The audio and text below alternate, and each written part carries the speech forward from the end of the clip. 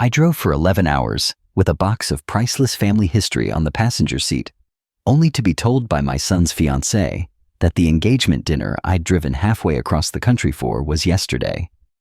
I just stood on their immaculate porch, clutching that polished maple box, while she smiled at me with the polite vacancy one reserves for a misinformed delivery person.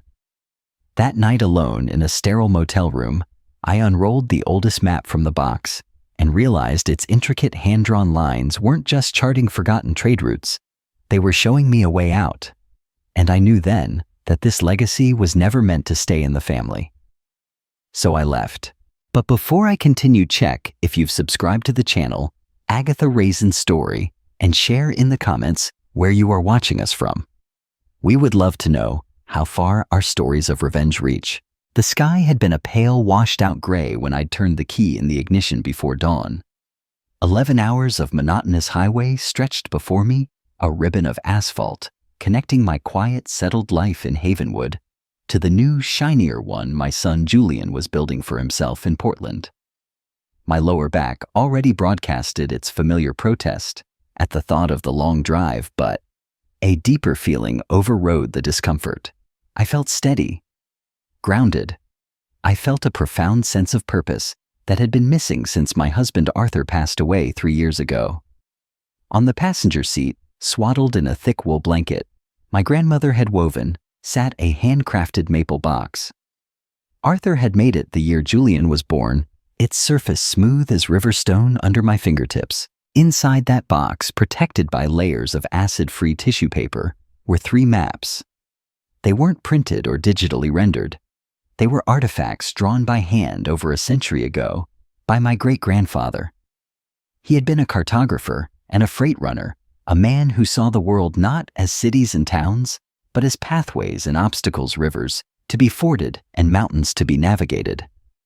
By the flickering light of a kerosene lamp, he had charted the 3 primary routes our family's small freight company used to traverse the rugged terrain of the Pacific Northwest.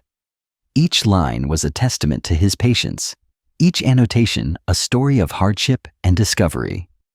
He passed them to my grandfather, who added notes in the margins about weather patterns and new settlements. My grandfather passed them to my father, who passed them to Arthur and me on our wedding day. For my entire adult life, I had guarded them as if they were a living part of our lineage, the very blueprint of our resilience. Today, I was going to give them to my son. Julian had always been captivated by the stories woven into the fabric of our family. As a boy, he would climb onto my lap in Arthur's big leather armchair, his small fingers tracing the faded ink of the maps as I recounted the tales. "Tell me again where the old bridge washed out, Mom." He'd plead, his eyes wide with wonder. "Show me where great-grandpa saw the cougar." He loved the history, the sense of belonging to something larger and older than himself. It had been years, of course, since he'd asked for those stories. Life had intervened with its demands of college career, and now a fiancée named Cassandra, still today, felt significant. His engagement dinner. It was a milestone, a formal beginning of his own branch on the family tree. It felt like the perfect poetic moment to pass on the things that truly mattered, the things that anchored us. I hadn't seen Julian in person for nearly 5 months. Our phone calls had become shorter, more perfunctory. His voice often sounded rushed, distracted by the hum of his ambitious life. When he'd mentioned the dinner, he'd described it as something small, intimate, just family. I hadn't questioned it. I trusted him implicitly. He was my son, the center of my world since Arthur was gone. My love for him was an unconditional foundational truth of my existence. By the time I turned my car onto his street, the sun had retreated behind a thick, bruised-looking bank of clouds, casting the manicured neighborhood in a flat, unforgiving light. The house was different from what I remembered from my last visit. It seemed to have expanded its modern architecture, colder and more imposing under the gray sky. New landscaping, all sharp angles and decorative rocks, had replaced the soft, rambling flower beds I'd helped his last girlfriend plant. Cassandra opened the door before I had a chance to ring the bell. She was wearing a silk blouse the color of champagne, her blonde hair pulled back in a style that was both elegant and severe. Her expression for a fraction of a second was one of pure, unadulterated surprise, a flicker of something that looked almost like panic. It was gone as quickly as it appeared, replaced by a practiced social smile that didn't reach her eyes. She didn't step aside to let me in. There was no welcoming hug, no exclamation of delight. Just a statuesque stillness in the doorway. Confused, but determined to be cheerful, I held up the maple box. I brought something for the engagement dinner. I said, my own smile feeling suddenly stiff on my face. A gift for you both. She paused, tilting her head in a gesture that seemed designed to convey thoughtful consideration, but landed somewhere closer to condescension. Oh, she said, her voice light and airy. The dinner was yesterday. The words hung in the air between us, small and sharp and utterly devastating. I stood there frozen, the weight of the box in my hand suddenly immense. Yesterday, I repeated, my voice barely a whisper. What do you mean? She gave a delicate little shrug, a movement of her slender shoulders that dismissed my 11-hour drive, my carefully chosen gift, my very presence as a minor inconvenience. It was all very last minute, she explained, the paper-thin smile never wavering. My family was in town unexpectedly, and it just made more sense to do it then. We didn't think you'd be up for the travel on such short notice anyway. From inside the house, I could hear a burst of laughter, followed by the distinct, cheerful clink of glasses. Someone was in there. Her family, perhaps. Friends. They were celebrating, and I was on the outside, an uninvited ghost, at a feast I was supposed to be a guest of honor at. She remained planted in the doorway, a beautiful, unmovable sentinel, guarding the entrance to my son's life. The box in my arms felt heavier, with every passing second, not from its physical weight, but from a profound, burning shame. It was a shame that wasn't mine, a shame born of their carelessness and my misplaced faith. Yet, it had settled onto my shoulders, as if it had found its rightful home. Could I come in for just a moment? I asked, the words catching in my throat. To see Julian. Cassandra's eyes flickered over my shoulder toward the street, a brief calculating glance. Perhaps another time, she said, her tone softening into one of feigned sympathy. We're still cleaning up from last night. It's just, there's too much going on right now. And then, with another small apologetic smile, she closed the door. There was no slam, no sound of a lock turning. Just the quiet final click of the latch, seating into the frame. 11 hours of driving for a closed door. I retreated to my car, my movements slow and robotic, and sat in the driver's seat for what must have been an hour. The neighborhood was silent, the windows of the houses staring back at me like blank eyes. No one came out. Julian didn't emerge, his face etched with apology. My phone remained dark and silent on the passenger seat, mocking me with the absence of a text message. Nothing. The maple box sat beside me, a silent, polished witness to my humiliation. My mind kept replaying a memory from when Julian was 8 years old. He had found a set of colored pencils, and in a fit of creative inspiration, had wanted to draw his own mountains and rivers onto the oldest, most fragile of the 3 maps.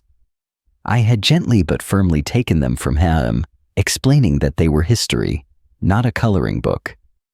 He had burst into tears, his small body shaking with indignation. But they're treasure, Mommy. He'd sobbed.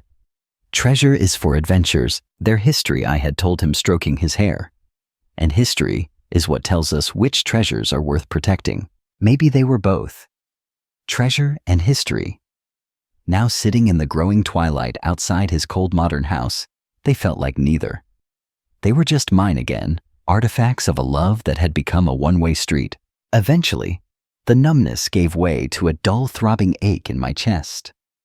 I started the car, the sound of the engine unnaturally loud in the quiet street, and pulled away from the curb. There is a specific kind of silence that descends when someone you love closes a door on you without a word of explanation. It's a silence that is louder than any argument, more final than any shouted goodbye.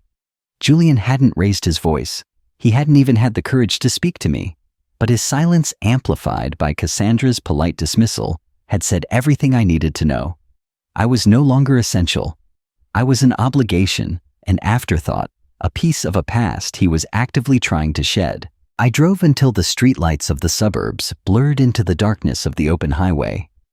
I drove until the needle on the gas gauge hovered precariously over empty.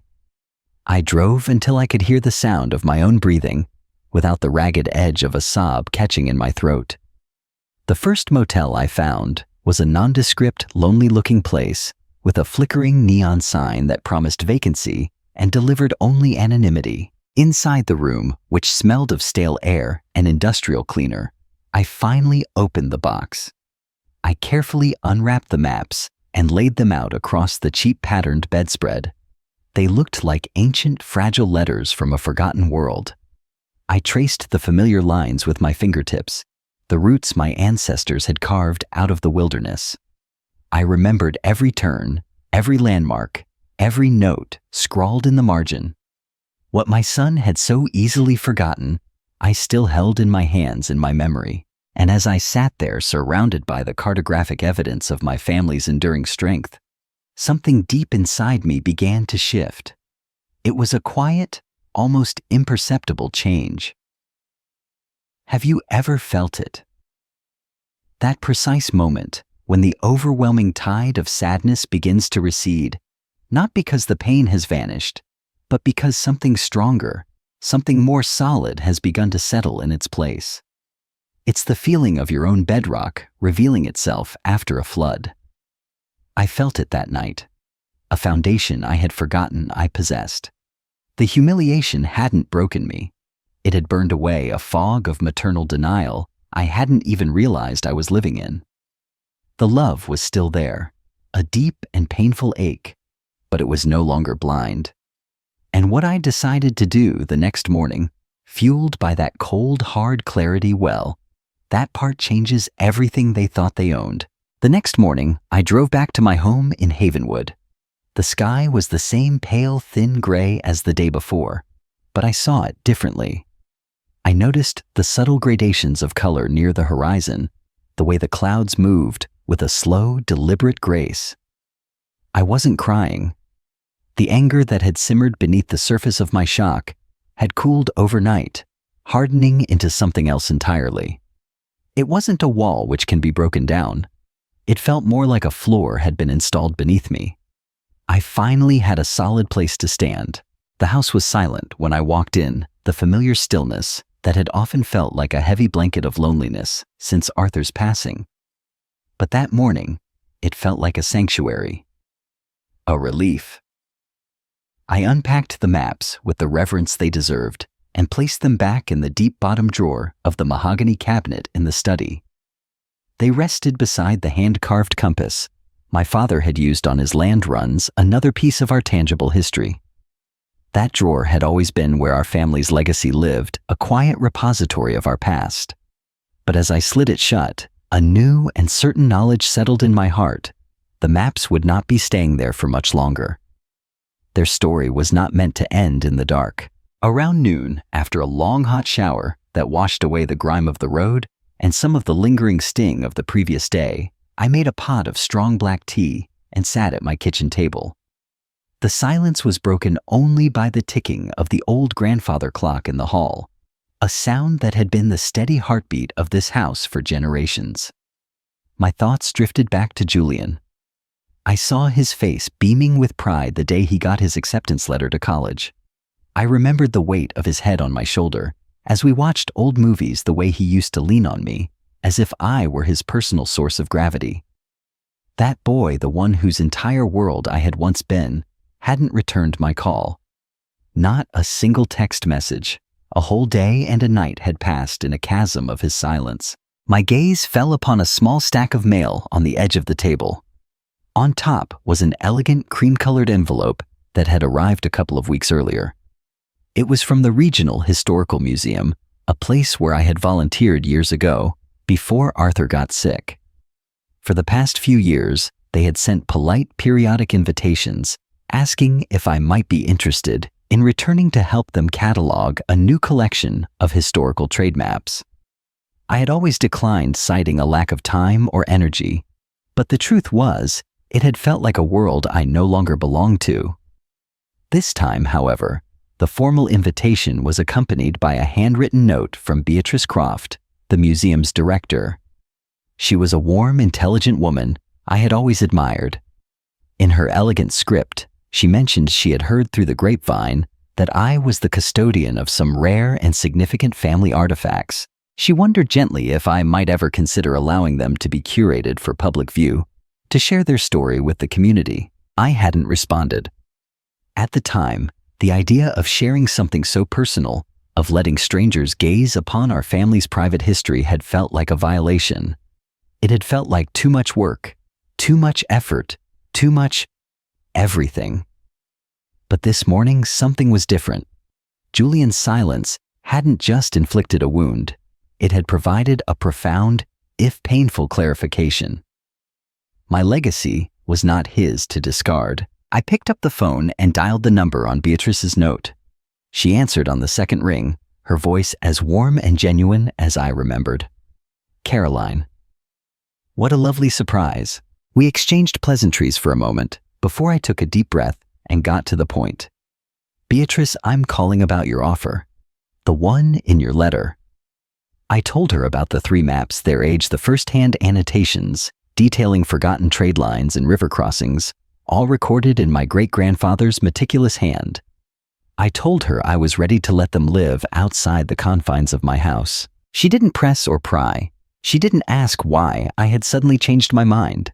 She simply listened, and when I was finished, she said, her voice filled with sincere appreciation, Caroline, we would be honored to house them. They would have a place of prominence. Whenever you're ready, please come in. We'll take wonderful care of them. After we hung up, I walked into the living room and stood before the fireplace.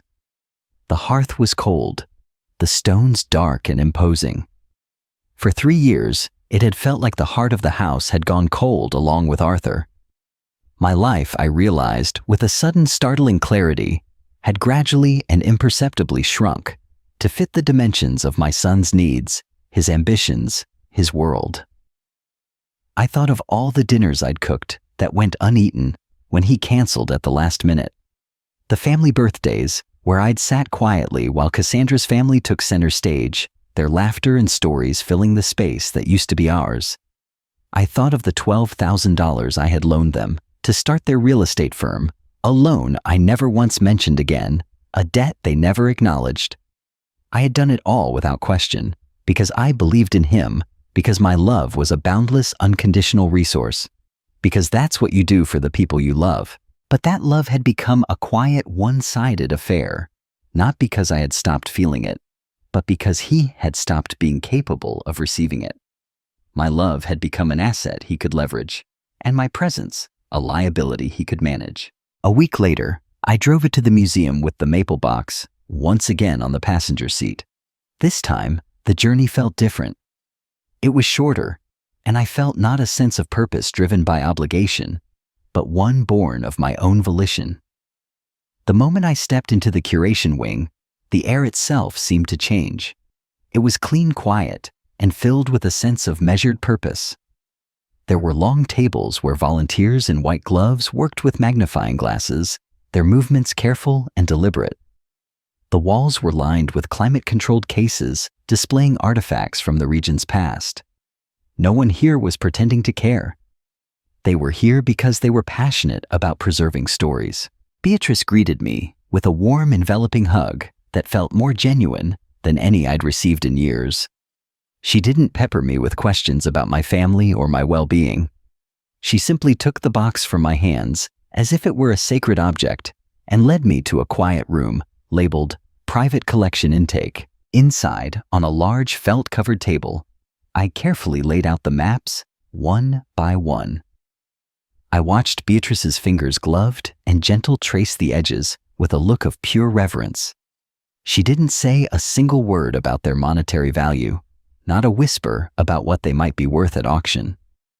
Her comments were only about their worth in time and story, in the lives of the people who had made and used them. The detail is extraordinary, Caroline, she murmured, leaning closer to examine a faint annotation. This is living history. She asked if I would be willing to record a short oral history to accompany the display, to give voice to the lines on the paper. Perhaps she suggested I might even be willing to speak with some of their history interns to share the family stories that went along with the maps. Before the familiar voice of self-doubt in my head could object, I heard myself say, yes. I'd love that. Driving home that evening, the town of Havenwood seemed transformed. The buildings were the same, the old oak trees lining Main Street hadn't changed. But I was seeing it all through new eyes, as if a layer of dusty film had been peeled away, revealing the vibrant colors beneath. Back at home, I went straight to the mahogany cabinet and cleaned out the deep bottom drawer where the maps had resided. I didn't leave it empty. Instead, I placed a small, ornate brass key inside. It had once opened my father's cedar chest, a chest that had been sold at an estate sale years ago. The chest was long gone, but for some reason I had kept the key. I hadn't understood why until that moment. It was the last piece of his tangible history that I had never shared with anyone, not even Julian. Now I was beginning to understand. Some things belong to bloodline, and some things belong to memory. But some things, like maps, like stories, like a silence that is finally and purposefully broken at the right moment, they belong to legacy. And I was finished handing my legacy to people who had proven themselves unwilling and unworthy to carry it. I didn't know what would come next, what this new path would look like. But for the first time in a very, very long time, I was eager to find out. The next morning, a Saturday, I went to take the recycling bin out to the curb. On my way back through the kitchen, I passed the small corkboard that hung by the refrigerator. For years, that board had been a chaotic but cheerful collage of my life, old birthday cards from friends, notes from neighbors, appointment reminders, and most prominently, photos of Julian at every stage of his life. There he was on his first day of kindergarten, his oversized backpack making him look like a little turtle.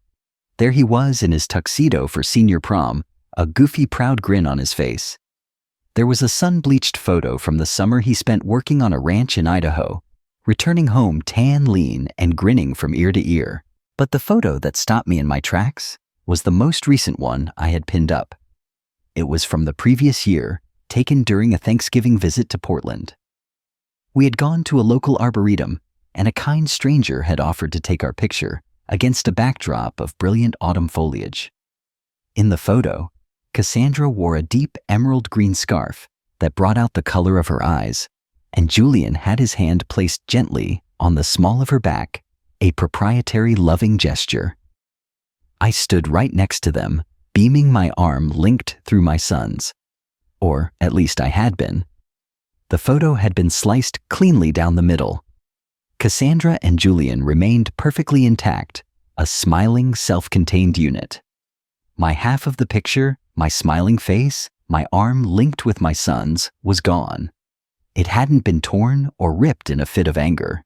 It had been cut, excised with the precision of a scalpel. I stared at it for a long time, a cold knot tightening in my stomach. It wasn't shock I felt. It was a dreadful, sickening sense of recognition. This was how it happened. There's a way a person can be methodically erased from their own life, and the first maneuver is never a loud, dramatic confrontation. It's subtle. It's quiet. It happens when your seat at the family dinner table is moved to the end without comment. It happens when the stories you used to tell are retold by someone else with you edited out of the narrative. It happens when your memories are slowly, painstakingly revised until they fit a version of the past that makes someone else more comfortable. This wasn't an act of forgetfulness. This was an act of deliberate deletion. I carefully unpinned the mutilated photograph, folded it once, and tucked it inside an old recipe book on the counter.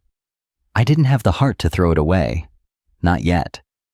It felt like evidence, though, of what I wasn't yet sure. Later that afternoon, I drove to the post office to mail a small parcel to the museum. Beatrice had requested a copy of a journal my grandfather had kept during his freight-running years to help add context to the maps. The postal clerk, Margaret, was a woman I had known for the better part of 20 years. She was a fixture in Havenwood, a kind woman with a wry sense of humor and eyes that saw more than most people gave her credit for. She smiled warmly as I approached the counter. "Afternoon, Caroline.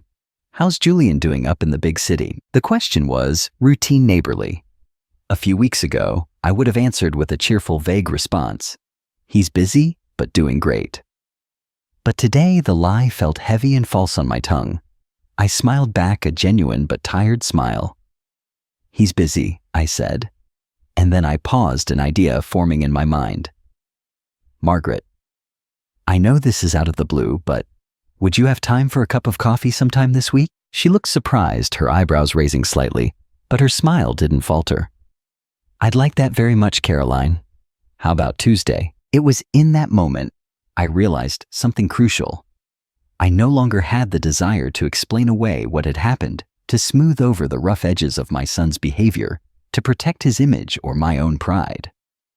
But I also knew, with a certainty that settled deep in my bones, that I could not carry the weight of it alone anymore.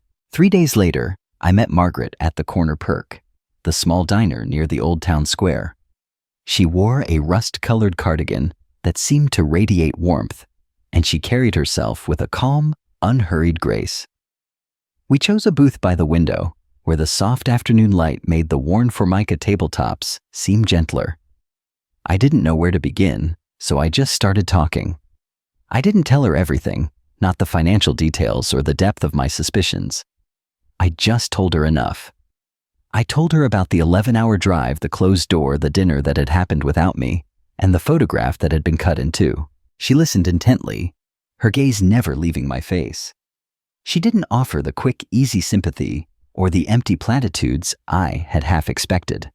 She just nodded slowly as I spoke, letting the silence hang between us when I faltered. When I finished, she took a slow sip of her coffee and then said something I never would have anticipated. "It happened to me too." She told me about her daughter who had married into a wealthy family from Seattle and had slowly, almost imperceptibly, begun to pull away. The phone calls became less frequent, their content more superficial. Visits to Havenwood, which had once been a monthly occurrence, dwindled and then stopped altogether. Then, one Christmas, Sandra saw a photograph her son-in-law had posted online. It was a beautiful, professional portrait of the entire family, gathered in front of a magnificent Christmas tree, everyone dressed in coordinating holiday sweaters. Except Sandra wasn't in it. She had hosted Christmas at her own house that year. She had cooked the entire meal, cleaned for days in preparation, and had paid for most of the expensive gifts piled under the tree. And still, when it came time for the official family portrait, she had not been included. She hadn't belonged. We sat in a comfortable silence for a moment, two women in a sunlit diner, bound by an invisible thread of shared experience. Then she looked at me, her eyes clear and kind, and said, "That kind of grief isn't always about death, is it? Sometimes it's about being alive while someone you love makes the deliberate choice to forget you." Her words stayed with me, echoing in my mind, long after we'd said our goodbyes. When I got home that evening, I found a thick square envelope wedged between the screen door and the frame. There was no return address, just my name scribbled across the front in Julian's familiar, slightly messy handwriting. My heart gave a hopeful little flutter. An apology. An explanation. Inside was a wedding invitation. It was printed on heavy, expensive cardstock, the lettering in an elegant, swirling gold font. Julian and Cassandra, it announced, were to be married in 2 months' time at a vineyard in Oregon. There was no personal note, no handwritten message, just the cold, formal invitation. And then I saw it. At the very bottom of the card, in a tiny, almost unreadable print, were the words, "Ceremony only." No reception to follow. I stared at it for a long, long time, the thick card feeling flimsy in my hands. This wasn't forgetfulness. This wasn't a thoughtless oversight. This was precision. This was a carefully calculated move. I hadn't been important enough to be told about the engagement dinner. Now I was being invited to witness their union, but I was being explicitly excluded from the celebration that followed. I was granted a role as a spectator, But there was no room for me at the table, and still something inside me didn't shatter. Instead, that cold, hard floor of clarity beneath me seemed to solidify even further. The fog of grief and confusion was completely gone, replaced by a sharp, focused resolve. I went to the closet in the hallway and pulled out a sturdy box from the top shelf. Inside were old receipts, emails I had printed out years ago for tax purposes, and a thin blue binder with a label on the spine that read, Family Finances. I had started that binder when Arthur first got sick, wanting to ensure that Julian understood the state of our financial affairs, that he would be prepared to help me manage things if needed. Page by page, I began to review the transactions, the quiet, undocumented transfers of my love and support over the years. There were the 2 loans. The first, for $12,000, was to help them with the down payment on their first real estate flip. The second, a much larger sum of $27,000, was transferred when they fell behind on property taxes and were on the verge of losing a house they owned in Flagstaff. Both loans were unpaid. Both were undocumented verbal agreements based on a mother's trust. Because I loved him, because I believed in him, at the very bottom of the stack of papers was a copy of a title transfer document for the small lakeside cabin Arthur and I had owned.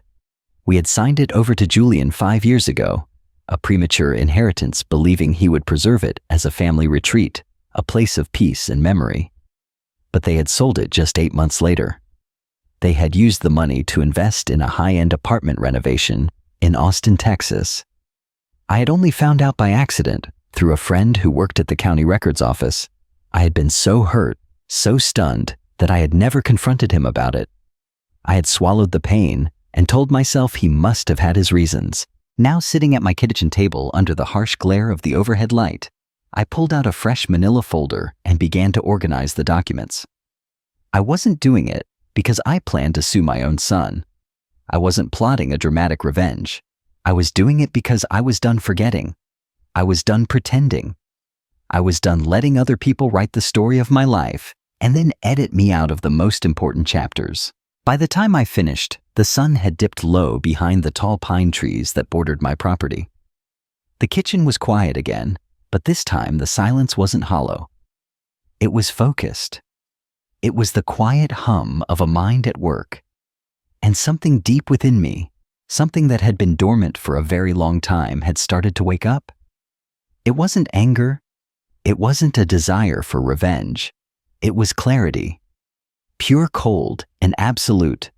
It was the quiet, steady rhythm of a woman finally painstakingly putting her own name back into her own story, even if it meant she had to start by writing it from the margins. The next morning, I woke before the alarm, a full hour earlier than usual. I didn't feel rested, but a restless energy pulsed just beneath my skin, making it impossible to lie still. The house was hushed in the pre-dawn gloom. I made coffee, the familiar ritual, a small comfort, as the sun struggled to rise behind a persistent curtain of gray clouds. I sat alone in the kitchen, my gaze unfocused until my eyes landed on the door to the utility closet under the stairs. That closet had always been my domain. It wasn't just a place for old tools, spare light bulbs, and cleaning supplies. It was where I kept the things no one else in the family ever thought to ask about, the things that made the household run, the things that held our history. I opened the door slowly, the hinges groaning in protest. My hand reached for the small, heavy safe tucked away at the back behind a stack of old paint cans. It was the same one Arthur and I had bought decades ago, after we sold our first small plot of land. It wasn't a fancy high-tech device, but it was ours, a symbol of the life we were building, and we had trusted it more than any bank. It took me a moment to remember the combination, my mind foggy with lack of sleep, but my fingers moved with a muscle memory of their own, turning the dial with practiced clicks. Inside, nestled among thick manila folders, was our life on paper. Some folders were dusty, their contents untouched for years. Others were cleaner, containing more recent documents. But one in particular, a slim folder labeled Laurentians caught my eye. I pulled it out and opened it on the kitchen table. Inside were the deed documents and handwritten notes pertaining to the cabin Arthur and I had bought in the Laurentian mountains of Quebec after my mother passed away. It was a modest rustic place, but it had been our sanctuary, a refuge from the world. And it had always unequivocally been mine. I had paid for it in full with my inheritance, a legacy from my mother to me. Then I saw it. A new page, crisp and white, stapled to the back of the original deed. It was a transfer of title. The property, my property, had been moved into a limited liability company, and the name of the LLC sent a jolt of ice through my veins. Jewelcast Development Holdings. Julian and Cassandra. My hands froze, but my eyes kept moving, devouring every word on the page. The date of the transfer was from April of last year. There were signatures from witnesses I didn't know, a stamp from a notary I'd never met. And nowhere on that document, nowhere at all, was there a signature that belonged to me. They had taken it. Without a word, without my knowledge, without my consent. I didn't cry. Not then. The shock was too deep, too cold for tears. I just leaned back in my chair and stared at the open safe, my mind racing, wondering what other betrayals might be buried in those stacks of old paper. The initial shock was a physical blow, winding me, but beneath it, something else began to rise. Not rage, but a cold, hard certainty. I needed someone to look at this, someone to confirm that I wasn't losing my mind. Someone who understood the serpentine language of legal documents far better than I ever could. By noon, I was showered, dressed in my most respectable clothes, and in the car. I didn't call Julian. I didn't text Cassandra. I drove straight through the town square and parked in front of a small, unassuming law office with a faded green awning. Connolly and Hartman. I remembered June Connolly, the firm's formidable founder. Her daughter Veronica ran the practice now. The receptionist was young and polite, her expression one of mild surprise at my unannounced arrival. But within minutes, Veronica Connolly herself stepped into the waiting room. She was a woman in her late 40s, with sharp, intelligent eyes and an air of quiet confidence. She shook my hand firmly and led me to her office. It was a comfortable, book-lined room that smelled of old paper and lemon polish. She didn't bother with small talk. She simply gestured to the chair opposite her desk and waited for me to begin, and so I told her. I told her everything. I started with the engagement dinner I had never been invited to, and ended with the deed to the cabin, the one that had been transferred without my knowledge. I told her about the sliced photograph, the unpaid loans, the cold dismissive wedding invitation. As I spoke, I laid the documents out on her polished desk, the invitation, my own financial records, and the fraudulent deed transfer. She listened in complete silence, her expression calm and unreadable, but I saw her eyes darken slightly as she absorbed the details. When I finished, she picked up the transfer document and read it carefully. Then she read it again. Finally, she leaned back in her leather chair, her fingers steepled under her chin. "I've seen this before," she said, her voice even and steady. "Not this exact situation, of course, but the patterns are familiar. Quietly executed power of attorney documents. Elderly parents signing over assets without a full understanding of what they're doing. Properties moved into holding companies that are designed to quietly cut the original owner out of the picture." My voice was hoarse when I asked, "What can be done?" She told me she would start by conducting a thorough investigation into Jewelcast Development Holdings. She would find out who had set it up when it was filed and whether my name had been used illegally at any point in the process. She would also perform a comprehensive search for any other recent legal filings, in my name changes to my will estate plans, any document that might suggest a transfer of authority I was unaware of. I left her office an hour later with a file folder containing copies of my documents and her business card. Her final instruction was clear and firm. "Do not speak to Julian or Cassandra about this. Not a word. Not until we know exactly what we're dealing with." I nodded, the resolve hardening inside me. Back home, I did something I never thought I would do. I took every single document from the safe, every deed, every title, every investment record, and placed them into a locked briefcase. I put that briefcase in the trunk of my car just in case. Then I spent the rest of the afternoon on the phone. I called my accountant and my insurance agent, asking pointed questions about my accounts and policies. Questions I should have asked years ago. That evening, I sat on the back porch, looking out at the lake as the sun set, painting the water in shades of orange and pink. I didn't feel angry. I didn't even feel particularly sad. I felt a profound, unnerving clarity. And that clarity felt heavier, more substantial than any emotion I had felt in years. For the first time, I was seeing my life, not for what I had hoped it would be, not for the idyllic family portrait I had tried so hard to maintain, but for what it actually was. I had trusted too much. I had allowed silence to become my primary form of communication. I had let the people I loved most in the world make decisions for me for my future without ever questioning their motives. But not anymore. That night, I went up to the attic and found a dusty box I hadn't opened in years. Inside were old letters, photographs, and a spare key to the Laurentians' cabin, the one I never thought I'd need again. I also found a small hand-drawn map of the area around the cabin that Arthur had made for me one summer. I traced the thin pencil lines with my finger. The roads looked fainter than I remembered, but I knew them by heart. I could still find my way. My house no longer felt like a home. It felt like a territory that needed to be reclaimed. But I wasn't lost. They thought they had moved me out of the picture, cut me out of the frame. They had no idea that I was just getting started. The days that followed passed in a strange, suspended quiet, like the eerie calm after a storm has passed when no one dares to speak of the damage. Julian and Cassandra seemed to interpret my silence as resolution, perhaps even as a form of surrender. But I wasn't quiet because I was passive. I was quiet because I was observing. I was gathering information. The subtle shift in their tone toward me, which had begun with Cassandra's cold dismissal at the door, had now settled into something transactional and chillingly polite.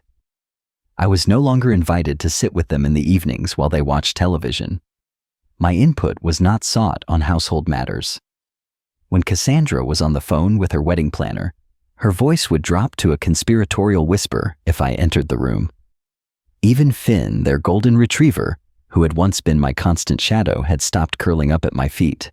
He had taken to sleeping on a rug outside their bedroom door, a furry little sentinel for their united front. I didn't try to change it. I didn't plead for inclusion. I used the time and the space they afforded me to continue my work. I organized the rest of the paperwork from the safe grouping, everything into meticulously labeled folders. Old investment records from my parents' municipal bonds. Arthur had purchased certificates of ownership for land we had sold off years ago. Tucked away in one of the older, more brittle envelopes, I found something I hadn't expected, something I had forgotten existed. It was a copy of Arthur's last letter to me. It was handwritten in his familiar steady script, the blue ink slightly faded. It was dated just 3 weeks before he died. I remembered it now. He had placed it on my bedside table one evening and told me, his voice weak but clear, not to open it until I felt I truly needed to hear his voice again. I had put it away, unable to bear the thought of a world where a letter was all I had left of him. Now I unfolded it carefully. He wrote about the cabin in the Laurentians, about the way I always lit the fireplace just as the sun was dipping behind the hills. He wrote about the summer we had spent painting the shutters, a cheerful forest green, and how we had danced barefoot on the porch to the sound of crickets. After the job was done, dizzy with exhaustion and love. But near the end of the letter, his tone shifted. He warned me with a prescience that sent a chill down my spine that people, even those we love with all our hearts, can lose sight of what truly matters when money or power enters the picture. He told me not to doubt my own instincts, to trust the quiet voice inside me that had always been my truest guide. And then, most importantly, he wrote this: "You are the steward of what we built together, Caroline. Protect it. Protect yourself. even if that means walking away from those who no longer deserve to stand in its light. I folded the letter back up the old paper soft as cloth and slid it into my coat pocket. It felt like a warm, solid weight against my heart. I sat in the stillness of the kitchen, listening to the grandfather clock in the hall tick off the seconds, each one a marker of the time I had left, before everything changed irrevocably. The next morning, Veronica called. Her voice was crisp, all business. She had delved deeper into the formation of Jewelcast Development Holdings. The LLC had been officially formed 5 months prior to my disastrous trip to Portland. It had been registered using a P.O. box in a neighboring town. The sole signatory listed on the formation documents was Julian. The manager was Cassandra. My name was nowhere to be found, but it was worse than that. Veronica had discovered that the cabin property had been used as collateral on a short-term, high-interest business loan.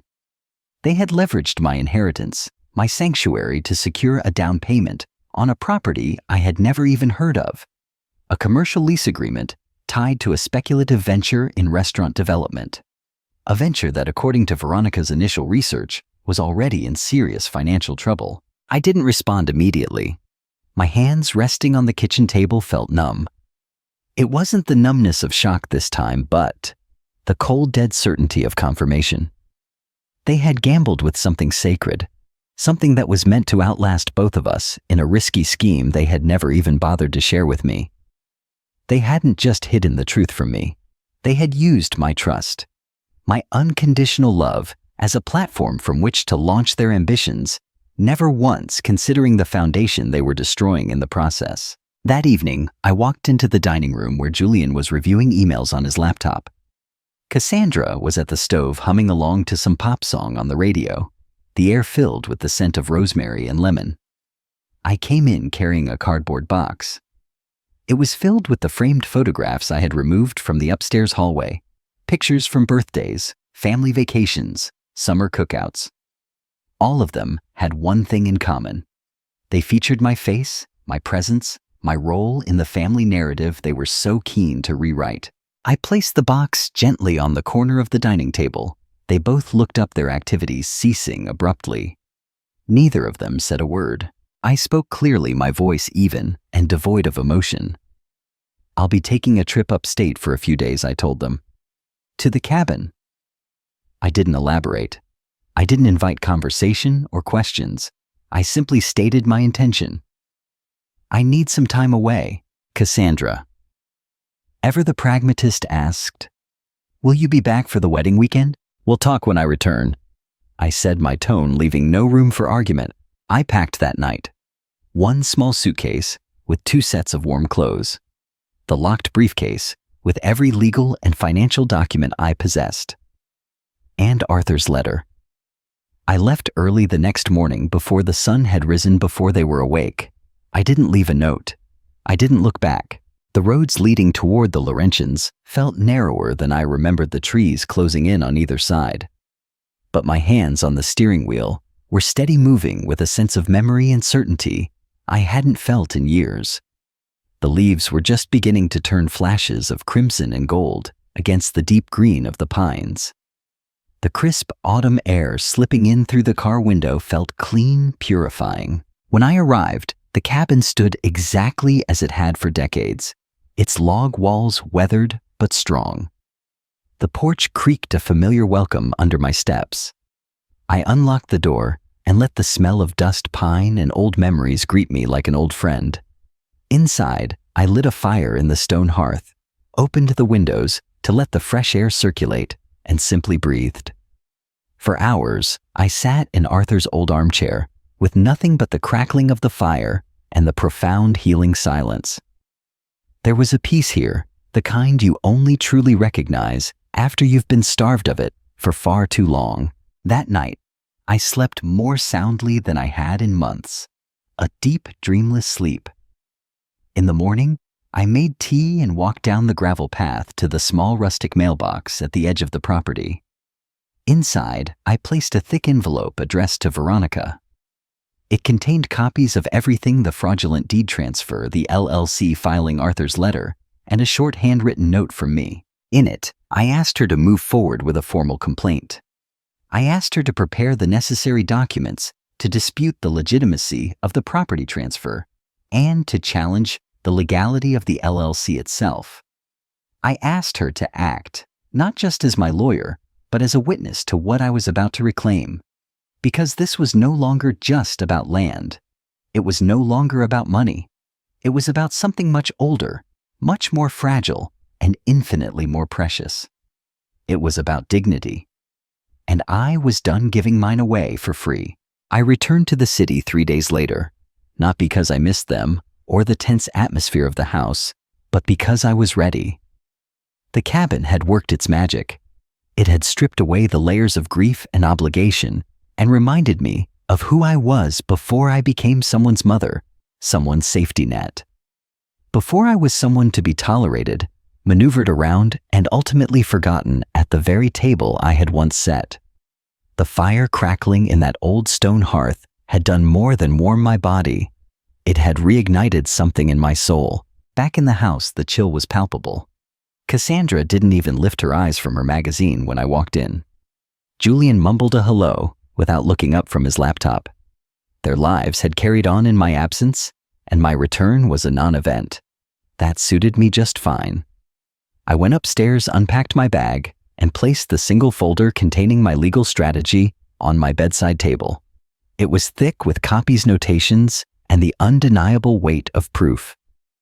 I took a photo of every single page and sent them to Veronica's secure online portal.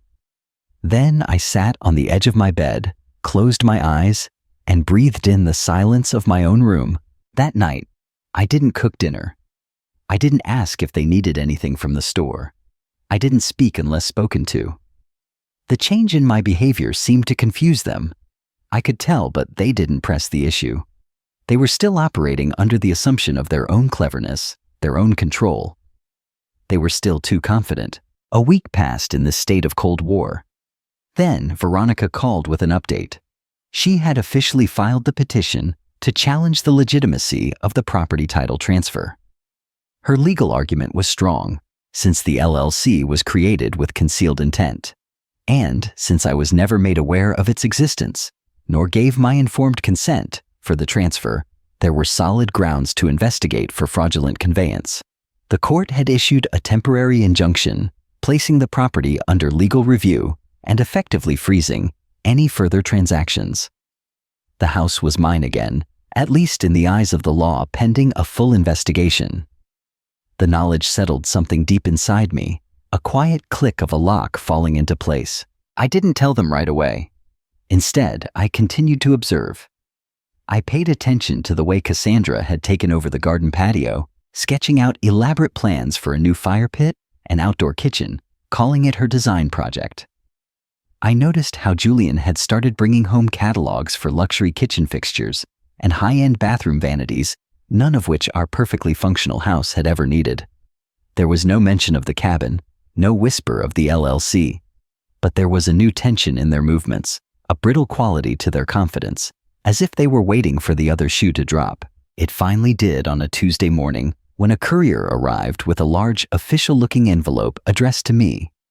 Cassandra picked it up from the porch, her eyes narrowing as she glanced at the return address from the county recorder's office. She brought it into the kitchen where I was having my morning coffee and placed it on the table in front of me as if it were a dead mouse. I opened it slowly, deliberately aware of her eyes watching my every move. Inside was a formal letter filled with dense legal jargon, but the message was clear. It was an official acknowledgement of the receipt of my claim, confirming that the property in dispute was now under legal review, and all associated assets were frozen. The color drained from Cassandra's face. "Where did that come from?" she asked, her voice tight. I didn't answer. Just then, Julian walked in, drawn by the sudden silence. She snatched the letter from the table and handed it to him. He scanned it quickly, his expression shifting from confusion to disbelief, and finally to a kind of dull gray shock. His face didn't flush with anger. It just fell, "What are you doing?" he asked, his voice barely a whisper. Finally looking at me, I said nothing. I simply got up from the table, took the letter from his limp hand, and walked into the sunroom, leaving them standing in a pool of stunned silence. A few hours later, they asked to talk. We sat in the formal living room, a room we rarely used, the furniture still stiff and unwelcoming. Julian did most of the speaking, his words tumbling out in a disorganized rush. He said things had gotten complicated. He said they had only been trying to secure the family's financial future. He mentioned the restaurant investment, the expansion plans, the unfortunate timing. He claimed, his eyes fixed on a point on the wall just over my shoulder, that it was never about taking anything away from me. I nodded, letting him talk himself out. When he was finished, I asked him a series of simple questions. Why did you never tell me about the LLC? Julian? Why was my signature forged on the deed transfer? Why did you use the cabin, the one place Arthur and I built together, as collateral for a loan I had never even seen? He had no answers. He just stared at his hands, a muscle twitching in his jaw. Cassandra tried to step in her voice, taking on a placating, reasonable tone. She said it was all a big misunderstanding, that I was always going to benefit in the long run, that it was all going to be kept in the family. I looked directly at her, my gaze steady. I read Arthur's last letter again. I said, my voice quiet but firm. I told her about his words on stewardship and protection. And then I told her the part that mattered most. You do not protect something by giving it away to people who lie. I didn't raise my voice. I didn't cry. I simply stated the facts. I have retained full legal control of this property again. And if you need to find a new place to live, I can give you 60 days. Out of decency, Julian stared at the floor. Cassandra stared at me. Her mouth a thin, hard line. Neither of them said a word. And in that profound, echoing silence, I felt something heavy and ancient unshackle itself from my chest. It wasn't relief. It wasn't triumph. It was something quieter, more fundamental. It was certainty. They had thought they were building a grand new empire, but they had never realized they had broken the foundation first. And I had just reclaimed the ground beneath their feet. The 60 days passed like a slow train moving through a dense fog. Quiet, steady, and inexorable. I never had to ask if they were packing. The evidence appeared gradually. By the third week, cardboard boxes began to accumulate near the staircase. By the fifth, Cassandra's expensive gardening tools and oversized ceramic pots had disappeared from the patio. By the sixth, the morning clatter of Julian's complicated espresso machine had fallen silent. They moved through the house like ghosts, their movements hushed, as if they were trying not to disturb something fragile, as if their silence could somehow make the reality of their eviction less real. I didn't gloat. I didn't issue reminders or count down the days. I simply went on with my own life as I always had. Early morning coffee on the porch, long afternoons spent with old books, short walks around the neighborhood as the autumn leaves turned from gold to rust. The atmosphere in the house shifted from tense to hollow. Sometimes I would catch Julian staring at me from across the room with a look of bewildered resentment, as if he wanted to say something but couldn't find the words, or perhaps the right. Cassandra avoided me altogether, her presence a cold spot in any room she occupied. We coexisted in a space where nothing was spoken and everything was known. On the 32nd day, I received a phone call from Veronica. She had just gotten out of a conference call with a forensic accountant her firm trusted. He had reviewed every document, every transaction, every piece of the puzzle. His first words to her were, "This wasn't just an error in judgment. This was a long-term, calculated plan." The LLC, he discovered, had been created over 14 months earlier, not 5. Julian had initially filed it under a different name with his best friend, listed as the registered agent. Cassandra's cousin, the one who always lingered a little too long at family holidays, had signed as a witness on the initial incorporation papers. Every thread, when pulled, tied directly back to them. They had taken their time, moved slowly and deliberately, waiting for Arthur to pass, waiting for me to be consumed by grief, waiting for the dust of my old life to settle before they made their move. I wasn't just collateral in their scheme. I was the final piece of the old regime to be moved off the board. That night, I sat at the kitchen table with Veronica on speakerphone. She read through the draft of an affidavit, her voice calm and professional, but I could hear the sharp edge of controlled anger beneath the surface.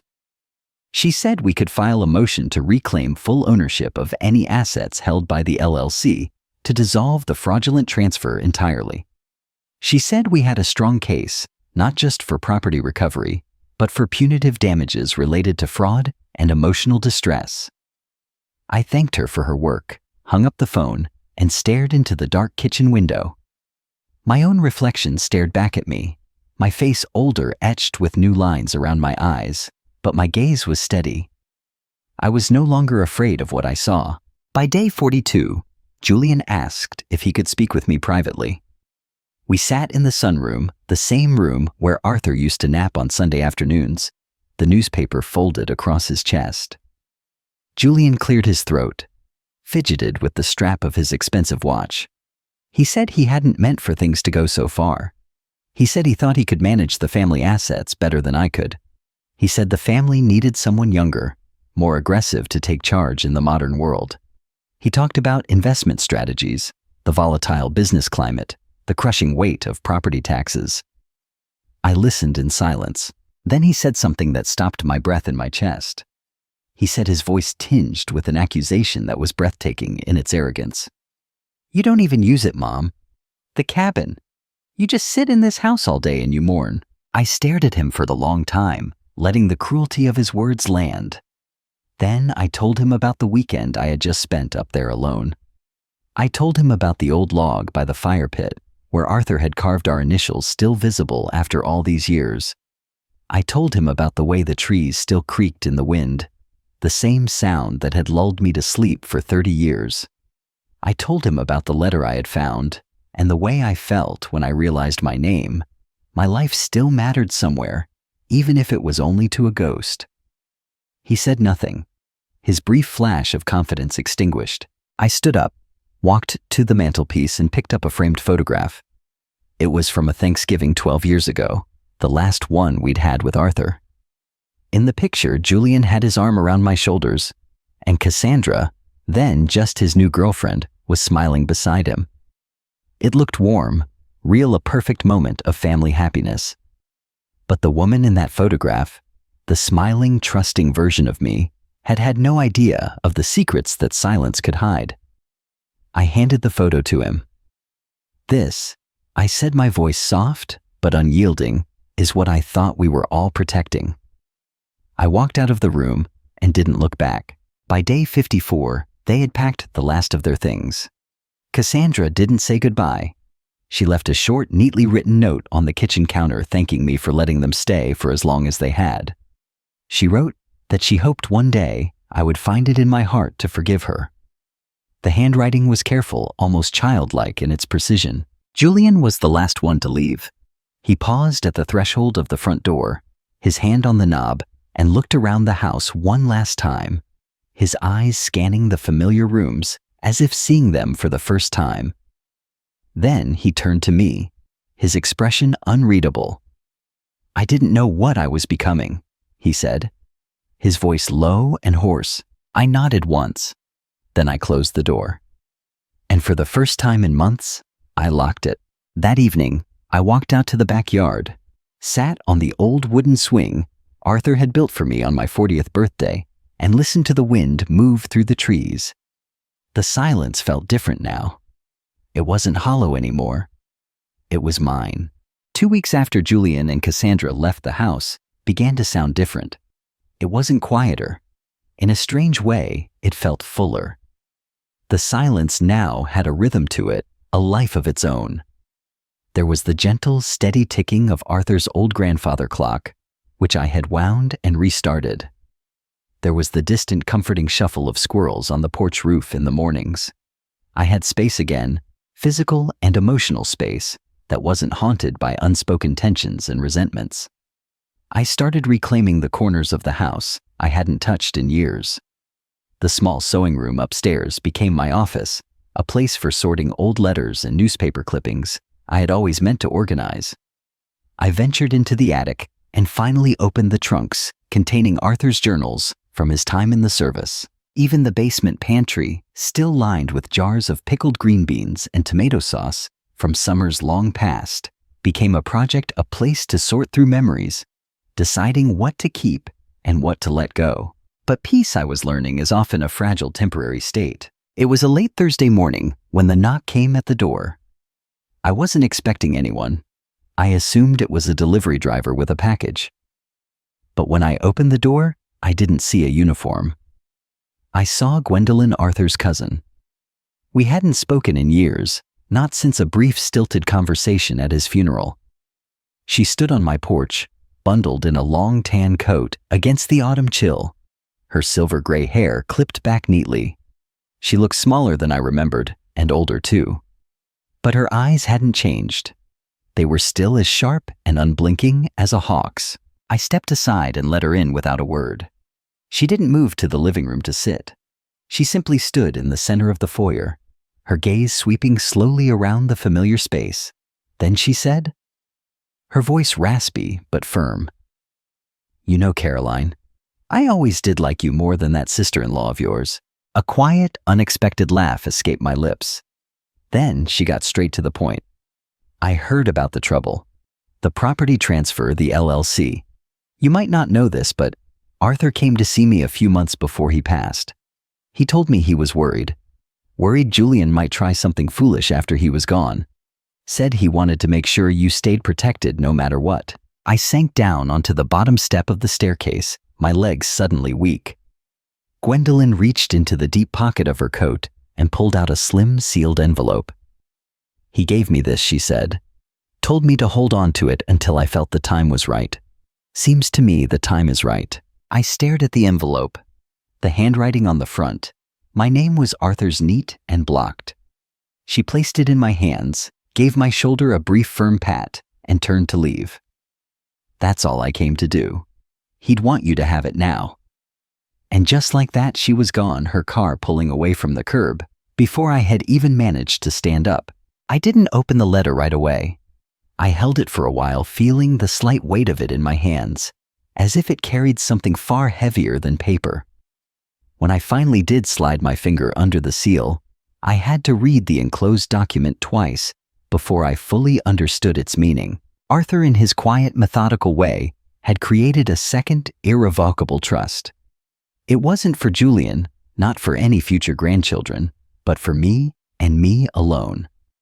And into that trust, he had transferred the full, unencumbered ownership of the Laurentians' cabin. He had done it 2 months before he passed away, quietly, legally, with Gwendolyn as the witness. It was mine. It had always been mine. The LLC Julian had created had never actually owned it. The paperwork they had filed, the loan they had secured, it was all built on a false premise. The signature of Arthur's on their version of the deed was a clever forgery, a copy, not the original. What Julian and Cassandra had leveraged and sold was nothing more than a mirage. The land, the cabin, the legacy, it all still belonged to me. My heart pounded in my chest as I reread the final handwritten line of the letter that accompanied the legal document. "In case you ever need to remember who built this life with you, Caroline, it was never them. It was us." I sat for a long time after that, staring out the window at the trees. My breath steady, my chest tight. But not from pain this time. It was from a strange rising sense of affirmation, a validation from beyond the grave. By the next morning, I had called Veronica. I told her everything Gwendolyn had said. I scanned the letter and the trust document and emailed them over. She didn't even try to hide her reaction. A sharp intake of breath followed by a low whistle. "Caroline," she said, her voice filled with a new level of respect. "This changes everything." Within days, the legal gears began to shift dramatically. The lawyer who had originally notarized Arthur's documents for the second trust confirmed their authenticity. The trust was legally binding and superseded any subsequent fraudulent transfers. Miles's sale of the property to the out-of-state investor was now a legal and financial nightmare for them. The title company involved had already flagged inconsistencies and paused the final transfer of funds. I could almost hear the walls of their new life closing in on them. But I didn't feel joy. I didn't feel a thrill of victory. I felt a profound and weary sorrow.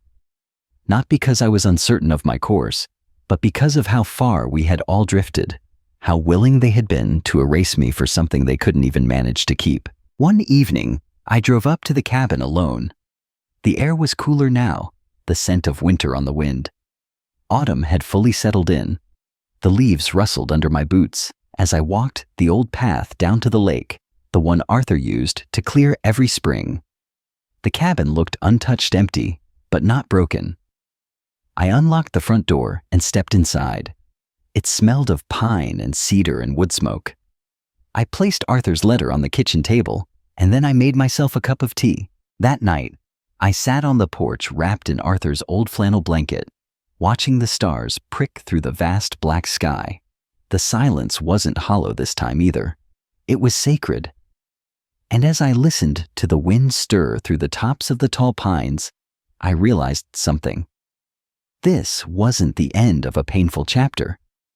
This was the beginning of the part of my life where I stopped apologizing for surviving, where I stopped shrinking myself to make space for others who had never given me any in return. This was the part where I took back what was mine, not just the land, but myself. The call from Julian came on a Sunday evening, a week after the legal dust had started to settle in their direction. I was sitting at the kitchen table sorting through Arthur's old photo albums, dividing them into two piles, the ones I wanted to keep out and display, and the ones I was finally ready to put away in storage. His name flashed across my phone screen, and I stared at it for a few seconds before answering, my heart rate steady. He didn't say hello. He said, "We'd like to invite you to dinner." No explanation, no preamble, no apology. Just that. He said Cassandra would cook, that they'd like to talk to clear the air. He said it as if I hadn't just spent the last several weeks unraveling the catastrophic mess they had single-handedly created. But I said yes. I wanted to look them in the eye one last time. The night of the dinner, I wore a simple navy blue dress. The one Arthur always said brought out the color in my eyes. I didn't dress to impress them. I dressed to remind myself of who I was. Their new apartment was in a sleek modern building downtown. The air inside was thick with the scent of lavender and lemon-scented cleaning products, an artificial sterile smell. The dining table was already set with their fanciest plates and cloth napkins, the kind they never used when it was just me visiting. Cassandra greeted me at the door with a tight, brittle smile. Julian stood behind her looking pale and like he hadn't slept in days. Dinner began with excruciatingly polite small talk about useless things, the weather, a news story about a local politician, a new Pilates class Cassandra had joined. I let them talk, ate every bite of the bland, overcooked chicken, and waited. Finally, Julian cleared his throat and said it. "We've had a rough couple of weeks. The cabin deal fell through. The buyer pulled out." He looked at me, then not directly, but at a point just past my ear. "Lawyers are involved. It's been stressful. You probably already heard." I nodded once. "We wanted to let you know," he continued, his voice gaining a manufactured warmth, "that we're ready to move forward. To put all of this behind us as a family." It was Cassandra who added the final, breathtakingly audacious part. "You're still welcome here, Caroline," she said, as if she were extending some kind of magnanimous grace. I placed my fork down gently on the plate and folded my hands in my lap. "That's very kind," I said, my voice calm and even. "But I brought something with me." I reached into my handbag and slid a crisp white envelope across the table. It wasn't Arthur's letter. It was a copy of the new legal filing Veronica had submitted that morning. The one that formally dissolved the fraudulent LLC and initiated proceedings to reclaim all associated assets, including the down payment they had secured with my property. Cassandra didn't touch it. Julian stared at it for a moment before picking it up. He scanned the first page, then the second.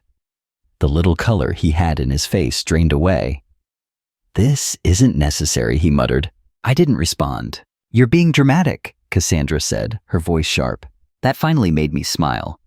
A small, sad smile. I spent 35 years of my life standing beside a good man building what we had supporting this family. I said, my gaze moving from her face to my son's. And in a single afternoon, you both decided that I was dispensable, that my life, my history, my home didn't matter. I paused and took a sip of water. You sold something that wasn't yours to sell. You lied to do it.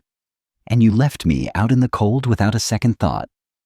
I leaned back in my chair, the movement feeling final. So no, this isn't about drama. This is about boundaries. And it's about consequences. Julian opened his mouth to speak, but no words came out. Then I said what I had come there to say. You will no longer have access to any of my accounts. I have rewritten every legal document, the power of attorney, the trusts, the emergency contacts. Your names are no longer on any of them. I watched the color drain completely from Cassandra's face. The air in the room became thick, heavy. The polite performance shattered. I added, my voice softening slightly. I don't do this out of spite. I do it out of necessity. For my own peace. I stood up and smoothed the front of my dress. Dinner was lovely. Thank you. Neither of them moved. Neither of them spoke. I walked myself to the door. No one followed me. In the car, I sat for a long moment. Before turning the key, my hands perfectly steady on the wheel. My chest felt light, unburdened. When I got home, I made myself a cup of tea, lit a candle on the porch, and opened Arthur's letter one more time, just to feel the comfort of his words. I slept soundly that night, and for the first time in months, I dreamed of nothing at all. Only silence. A full, sacred, and peaceful silence. A week passed after that final dinner. Nothing followed. No angry phone calls, no pleading text messages, not even a card. I didn't need one. My life had a new focus now, something that had been whispering at the edges of my mind for weeks, a half-formed idea that was finally ready to take shape. It was something Arthur and I had talked about in hushed tones near the end of his life when his breathing had slowed and he had started speaking in short, honest, essential bursts. We should build something, Caroline, he had said one night. Something that lasts longer than any of this. Longer than land, longer than names. At the time, I had thought he was talking about the cabin, about our family. But now I realized he had meant something more. I started spending my mornings at the public library, not in the fiction section, where I used to browse, but downstairs in the small, quiet basement room dedicated to community resources. The walls were covered in corkboards, pinned with notices for city meetings and flyers for local initiatives. I pulled out a folder I had brought with me, filled with notes and research Veronica had helped me compile, legal frameworks for nonprofits, templates for mission statements, lists of potential grants. I stared at them long enough that I stopped seeing the dense text and started seeing faces. The faces of women, older women like me. Women who had worked their whole lives, who had given everything to their families, who had been erased or silenced or pushed aside by the very people they had built their lives around. I thought of Carol, the retired nurse, who used to live down the street before her children sold her car for her own safety and moved her into a sterile apartment complex, an hour away from everyone she knew. I thought of Susan, whose daughter had tricked her into signing over her retirement annuity, leaving her a tenant with a single bedroom in what was once her own house. I remembered every quiet, coded conversation I had shared with women like them on front porches and in grocery store aisles, all the times they had said nothing while meaning everything. So I did it. I filed the paperwork. I created the Lena Foundation, named after my grandmother, a woman who had raised 5 children on her own after the war and never once complained, even when she had every right to. The mission was clear: to educate and empower women over 60 who faced financial and emotional manipulation from their families.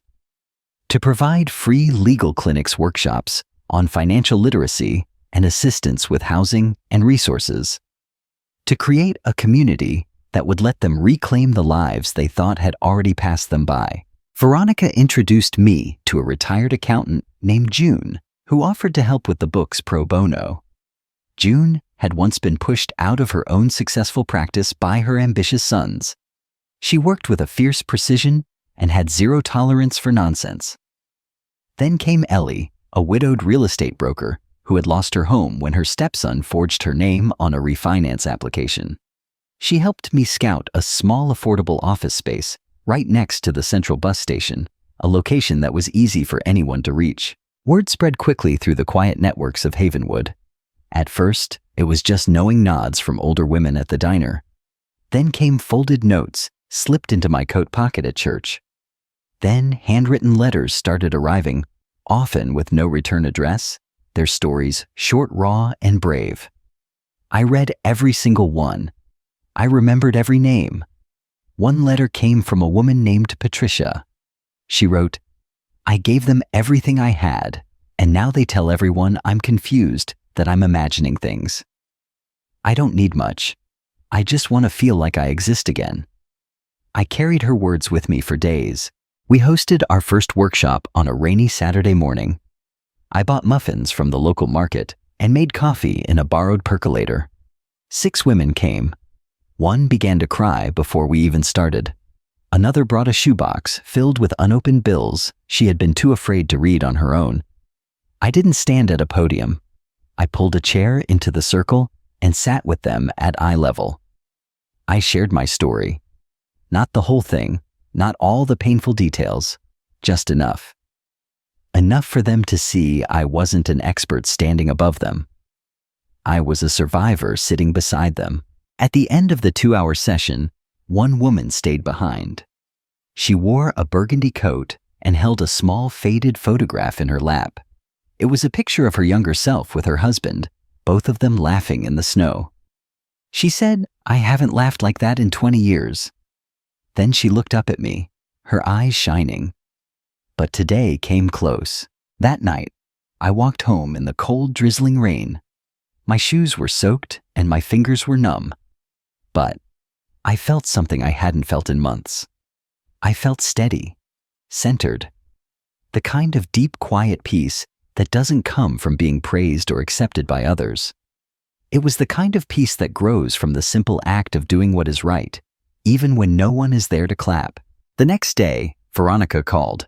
She said the court had ruled definitively in our favor. Julian's LLC was legally dissolved. The assets were ordered returned.